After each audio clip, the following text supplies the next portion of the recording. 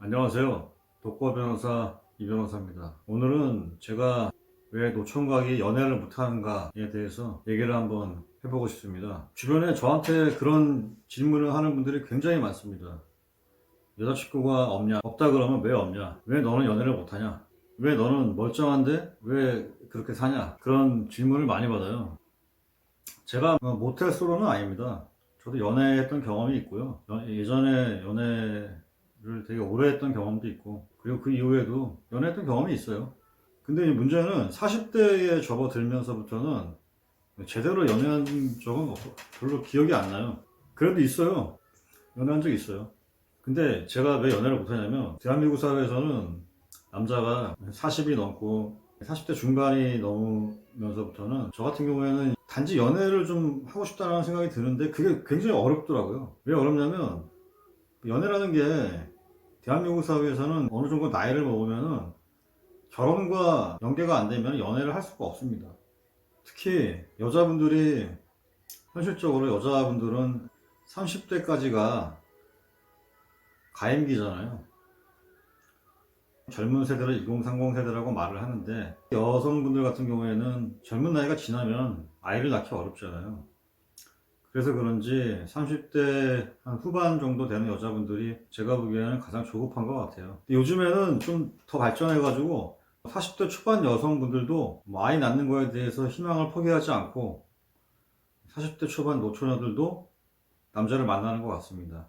요즘은 30대 후반, 40대 초반 여성분들도 남자를 만날 때 연애를 하기 위해서 만나지 않아요. 결혼하기 위해서 만나는 건데, 솔직하게 말하면 결혼하기 위해서 만나는 게 아니라 애를 낳기 위해서 만납니다. 저는 이해가 돼요.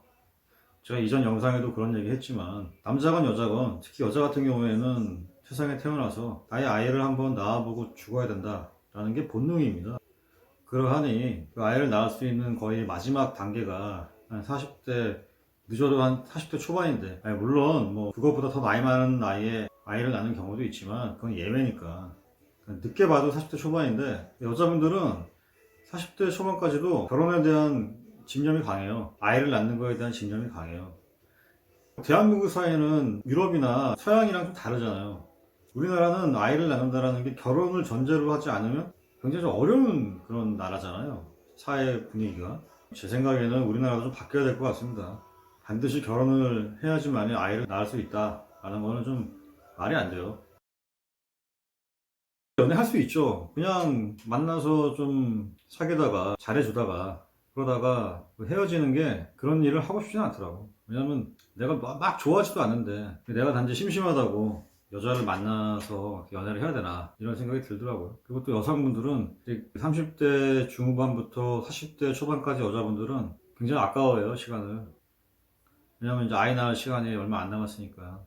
아이를 낳을 수 있는 시간이. 연애가 안 돼요.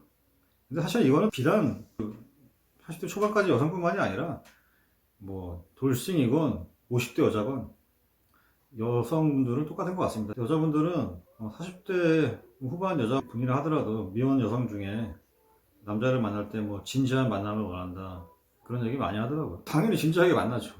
그리고 그건 남녀 간에 있어서는 절대 엔조이 상대는 있을 수가 없습니다. 그거는 제가 보기에는 불가능해요. 불가능하다기보다는 그걸 잘하는 남자도 있죠. 적당히 철면 피고 적당히 여자를 잘 다루고.